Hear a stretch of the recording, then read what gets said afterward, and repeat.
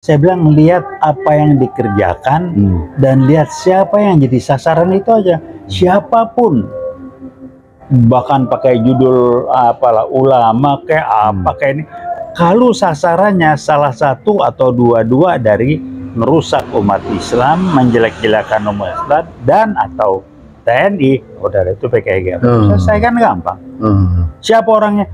Tidak harus PKI. Kalau saya jadi PKI gue ngapain nongol, gue suruh aja orang lain yang bukan PKI.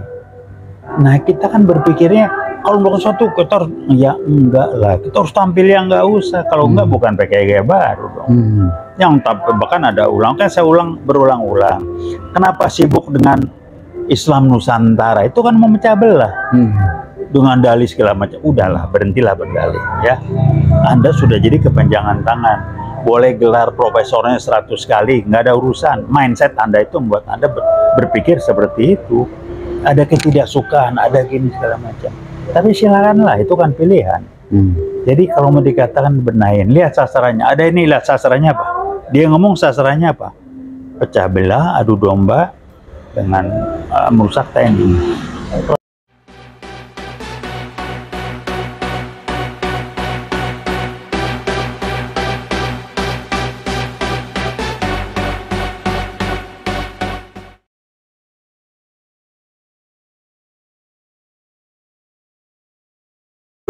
Assalamualaikum warahmatullahi wabarakatuh. Selamatkan Indonesia dari PKI Gaya Baru. Kita bersama seorang tokoh yang tidak asing lagi, Bapak TB atau Taufik Baudin. Beliau dari dulu saya ingat selalu mengingatkan hati-hati dengan PKI Gaya Baru, hati-hati dengan PKI Gaya Baru. Tetapi nampaknya belum menjadi perhatian yang serius dari para tokoh masyarakat, orang rakyat sendiri. Seolah-olah ini hanya isu-isu belaka. Sekarang kita tahu bahwa banyak terjadi kekacauan, ya, simpang siur, baik masalah eksiden-eksiden yang terjadi, ataupun jangan-jangan copras-capres ini juga mereka bermain, ya, tetap concern kepada PKI Gaya Baru itu, karena kita tahu bahwa ternyata penelusup di kementerian bahkan di istana pun juga banyak pejuang-pejuang PKI Gaya Baru itu. Nah, insya Allah kita dalam yang waktu pendek ini dapat informasi dari Bapak Guru kita Pak Taufik Baudin ini, apa yang mesti diwaspadai dan bagaimana seharusnya masyarakat untuk mengatasi katakanlah bisa jadi menjadi bencana yang akan terjadi. Baik Pak Taufik Baudin, mungkin tadi sudah mendengar apa yang saya sampaikan dan kita khawatirkan apa sebaiknya langkah-langkah secara global dulu menghadapi kita dibuat semacam kayak hiruk pikuk gitu, tapi mereka tetap concern kepada perjuangan mereka. Ya, terima kasih. Assalamualaikum warahmatullahi wabarakatuh. Waalaikumsalam warahmatullahi wabarakatuh. Jadi kembali saya ingin sampaikan apa sih yang sudah terjadi. Jadi kalau ditanya apa sih masalahnya sebetulnya, masalahnya adalah apa ya, pola pikir yang berkembang di sebagian besar masyarakat ini adalah pola pikir yang belum mau belajar, pola pikir yang instan, pola pikir yang menyalahkan orang, menyalahkan segala macam terhadap apa yang kita tidak bisa lakukan. Jadi sebagai contoh, bahwa kan PKI Gaya Baru bisa, ya iya nggak usah heran lah. Tapi kenapa PKI Gaya Baru sakit? Ya karena Anda tidur, Anda diam aja. Jangan nyalain PKI Gaya Baru. Kalau mereka berusaha kan namanya usaha. Sementara yang ini mengatakan, wah ini ribut. Sehingga saya mengatakan kalau pola pikirnya masih kayak begitu, masih pola pikir reaktif, simptomatis, belum mempunyai pola pikir sebagai pembelajar yang selalu nanya, gue nih kurangnya apa ya, salahnya di mana ya, yang nggak akan berubah. Kedua, kalau sesuatu yang dianggap nggak benar, nggak bagus itu tidak terkena langsung ke dirinya, dia tidak merasa itu bukan urusan gua. Tahu tapi ya nggak bereaksi. Contoh, kalau saya Fulan si Polan nih adu lari sama seseorang, dia kalah.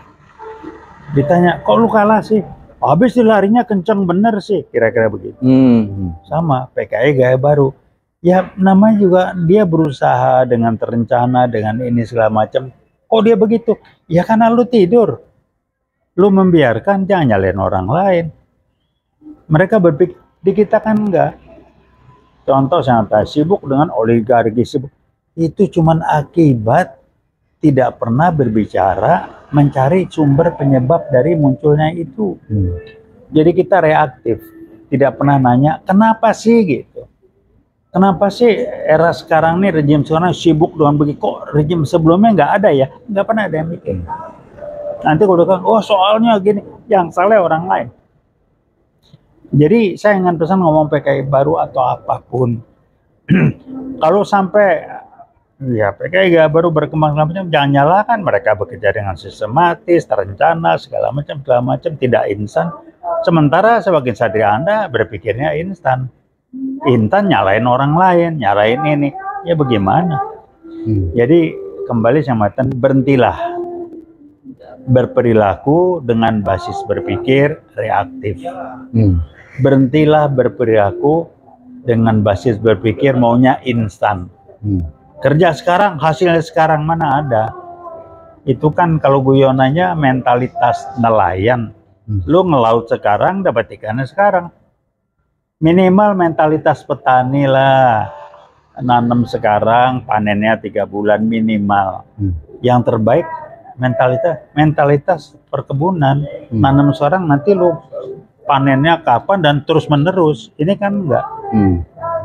Jadi sibuk ke bawah arus, oligarki, semuanya ngomong oligarki. Kalau nggak ngomong oligarki, kita nggak zaman demokrasi, ngomong demokrasi. Jadi dia nggak tahu apa yang dia omongin. Orang melihat bahwa pertarungan, dia katakanlah percaya ada PKI, kemudian sekarang ini menjelma dengan PKI gaya baru. Tapi orang itu melihat seolah-olah pertarungan dengan PKI ini, kalau pertandingan tinju kan musuh lihat mana yang mau kita hajar, kepala, badan kan kelihatan. Tapi mereka menganggap seolah-olah perangan terhadap PKI ini seperti kita perang dengan setan itu. Nggak kelihatan mana yang mau dihantam itu. Apa yang mesti diwaspadai dari ini? Iya, karena mikirnya kayak begitu. Karena mikirnya kalau PKI itu mesti kelihatan PKI. Saya bilang lihat apa yang dikerjakan dan lihat siapa yang jadi sasaran itu aja. Siapapun, bahkan pakai judul apalah ulama kayak apa kayak ini, kalau sasarannya salah satu atau dua-dua dari merusak umat Islam, menjelek-jelekan umat Islam dan atau TNI, udah itu PKI. Selesai kan gampang. Siapa orangnya? Tidak harus PKI. Kalau saya jadi PKI, gue ngapain nongol, gue suruh aja orang lain yang bukan PKI. Nah kita kan berpikirnya kalau melakukan sesuatu kita harus, ya enggak lah, kita harus tampil yang enggak usah. Kalau enggak bukan PKI gaya baru dong. Yang bahkan ada kan saya berulang-ulang. Kenapa sibuk dengan Islam Nusantara? Itu kan memecah belah.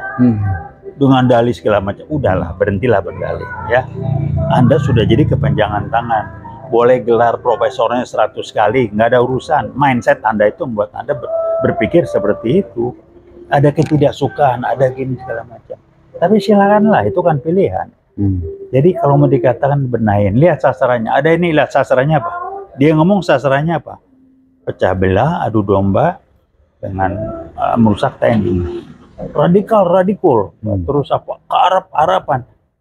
Terus saya bilang, lah Islam tuh nggak ada radikal, nggak ada Islam radikal, apalagi yang ada mukmin, muslim, musyrik, ini itu yang ada kan. Itu kan omongannya George Bush, kita diam aja. Jadi yang ada apa? Ya lu begitu. Selama lu begitu nggak berubah, lu jadi mainan orang. Jangan pernah menyalahkan orang lain kalau kita tidak mampu mengatasi. Kalau kita tidak mampu mengatasi masalah di diri kita. Sering contoh klasik yang saya berikan, kalau kita diminta ngangkat batu, Kita bilang iya, terus bantu itu nggak diangkat, nggak, masih ada situ, kita tanya, loh kok batunya nggak diangkat? Ngomongnya apa? Batunya berat sih, yang salah batu. Padahal kita tahu, saya guyonan dari zaman Majapahit pun batu itu beratnya segitu. Nggak ada ngomong. Waduh, ternyata saya belum cukup kuat ngangkat batu ini. Jadi yang harus berubah saya, bukan batunya, harus lebih enteng. Ini yang nggak disadarin.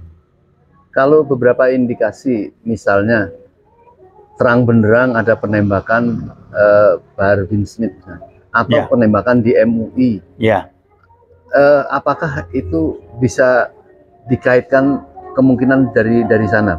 oh ya mungkin aja. Karena beginilah strategi PKI itu yang saya tahu zaman dulu. Kalau mau melakukan satu yang strategis, dia bikin namanya tes dulu, tes lapangan. Bagaimana reaksi masyarakat. Kalau tenang-tenang dia jalan terus, tapi kalau masa bergejolak dia tahan, ditunda, itu yang terjadi. Nah sekarang MUI, MUI sudah dibikin tidak berkutik, NUI sudah dibikin tidak bisa berbunyi, tidak jadi acuan segala, udah berhasil. Kenapa berhasil? Ya tanya orang-orang yang di dalam. Kemudian pengen tahu nih, sekarang kalau MUI sebagai lembaga yang harusnya mewakili akidah Islam segala macam itu, kalau gua kirim orang nembak gimana? Rame, rame cuman sebentar, udah gitu sepi. Tapi ngomong oligarki, waduh bisa berbulan-bulan, berhari-hari. Dikasih oligarki. Sekarang sederhana. Yang nembak siapa? Nggak ada kabar berita, ditangkap hidup sehat, tiba-tiba meninggal, nggak ribut, nggak apa. Tidak seribut Ciptaker, tidak seribut Omnibus Law, tidak seribut oligarki, tidak seribut demokrasi. Nah, itulah mindsetnya. Artinya apa? Belum tahu mana yang strategis, mana yang jadi sumber masalah, mana yang cuman apa ya, reaktif, cuman akibat yang membuat kita menjadi tidak tahu sumber masalahnya apa. Muter-muter aja di situ.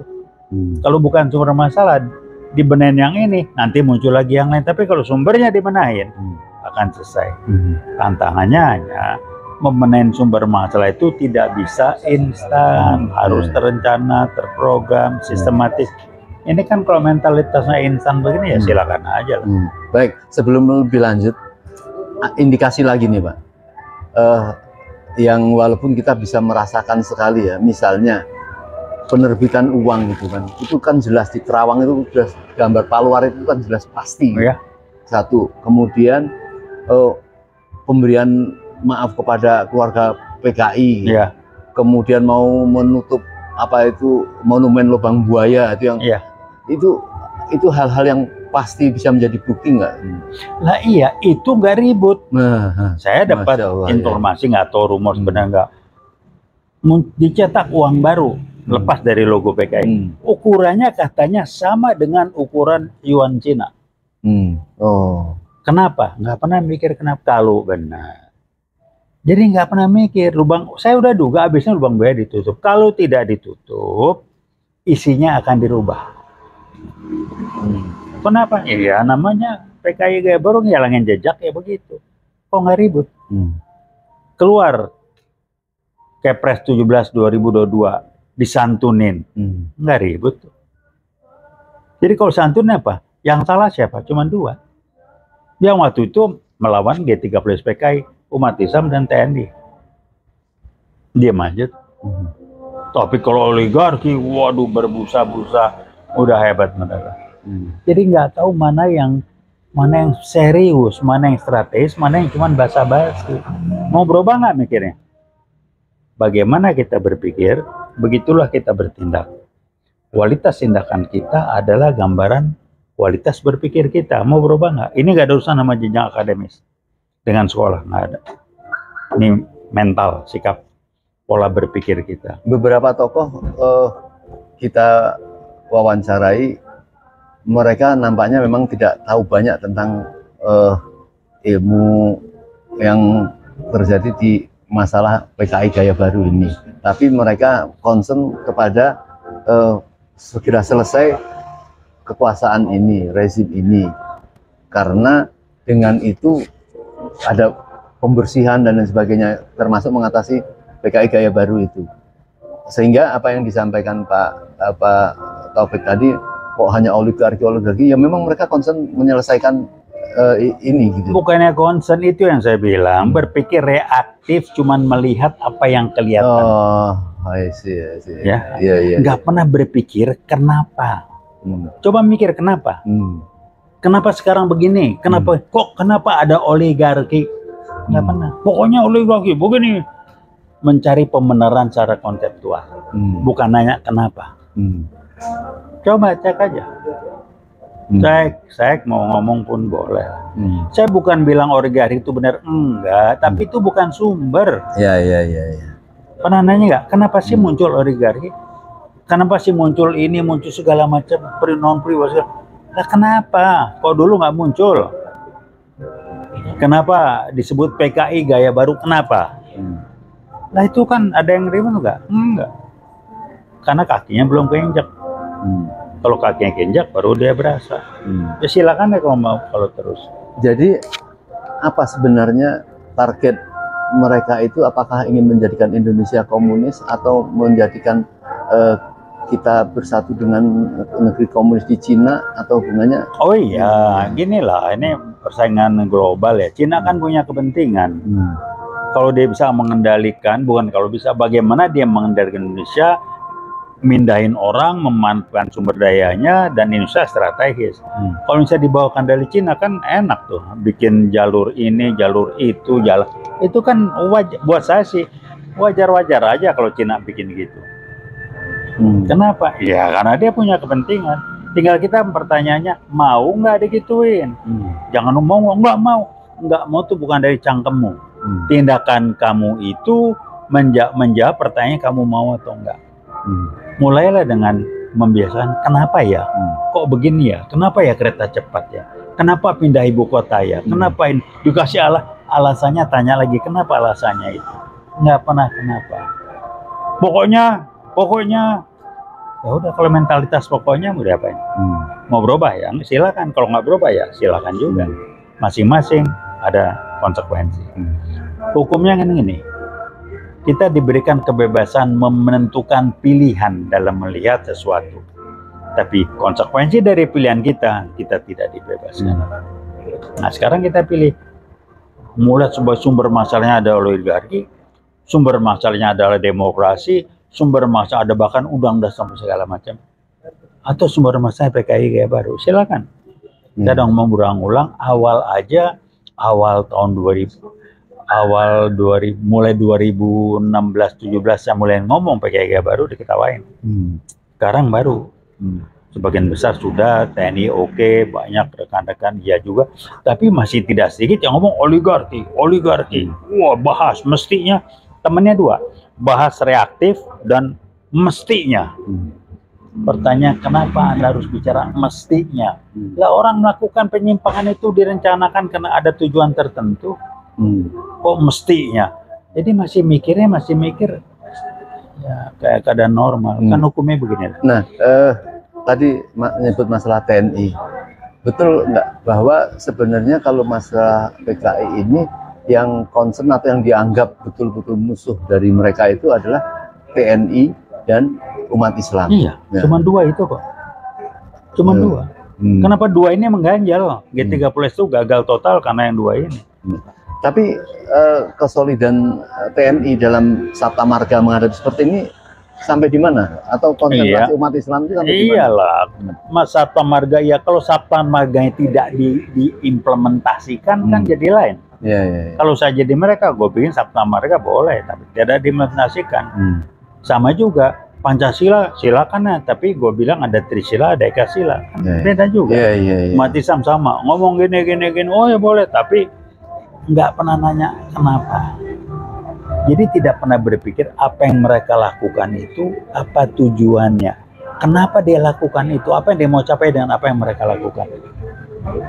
Kebiasaan melatih untuk mampu selalu berpikir kritis, itu yang di kita nih masih menjadi barang langka. Nah ini kan akan ada, kalau terjadi perubahan perubahan kepemimpinan ya melalui pesta demokrasi pilpres ini, apa perlu untuk mensyaratkan kepada seluruh capres misalnya bersikap terhadap PKI seperti apa? Ada gunanya nggak? Bukan ada gunanya, apa mau dikerjain lah yang nunjuk mereka. Yang nunjuk mereka sekarang pertanyaan simpel. Itu korban yang meninggal ratusan orang yang ikut yang ngurusin pemilu dulu. ID saya baca di medsos sudah menyatakan meninggal karena diracun. Ada bereaksi nggak? Nggak kan? Terus ngomong wah capres begini. Itu kan kalau Anda yang jadi ini KPU-nya, kalau KPU-nya enggak bagaimana? Lah saya harus nyetel orang, masang orang yang KPU-nya sesuai dengan apa yang saya mauin dong. Jadi kalau mau nyalain ya lah Anda diem aja. Kenapa nggak ribut kalau Anda anggap KPU-nya itu nggak benar kelakuan? Ya karena Anda nggak ribut ya nggak apa-apa. Jadi jangan nyalain orang. Orang begitu karena kita begitu. Mau sampai kapan? Silakan. Apa diperlukan apa kabinet yang akan datang ada satu menteri yang concern menghadapi persoalan masalah PKI gaya baru menurut Pak Taufik? Bukan satu menteri, ini harus jadi urusan pemerintah, urusan keseluruhannya, urusan bangsa, urusan negara. Pemerintah itu hanya apa ya, implementasi demi dan untuk kepentingan bangsa dan negara. Jadi mau pakai satu menteri, 10 menteri, ini bukan urusan. Ini urusan kalau pemerintah, urusan kabinet, urusan pemerintah. Sebagai masyarakat, ini urusan masyarakat dan bangsa. Karena keluar TAP MPRS itu kan urusan bangsa. Jadi kalau mancing, wah ini urusan Anda bukan urusan saya, ya silakanlah bagi-bagi. Lah uang ini urusan masalah bangsa kok, masalah hidup mati. BPIP ribut nggak? Enggak. Padahal masalah bahasa sangat penting yang besar sekali. Padahal Pancasila bukan ideologi, ribut? Enggak. Saya udah bikin surat resmi, yang lain diam-diam aja. Kampus pun diam-diam aja, mau diapain? Kalau saya mau tanya nggak, ya gue lakukan yang gue bisa lakukan. Jadi ya saya bisa lakukan segitu, ya saya lakukan segitu. Baik, terakhir Pak Taufik, apa saran Pak Taufik Baudin kepada tentunya pada masyarakat dan tokoh masyarakat untuk menghadapi ini bersama-sama, ataupun juga kepada kekuasaan rezim baik yang sekarang ataupun yang akan datang? Apa tadi kan Pak Taufik menyontohkan kita ini tidak bisa semudah dibalik tangan kan. Jadi memang harus, kalau mau menanam jagung kita tahu berapa bulan, jadi apa yang harus dilakukan sampai sekian target kita.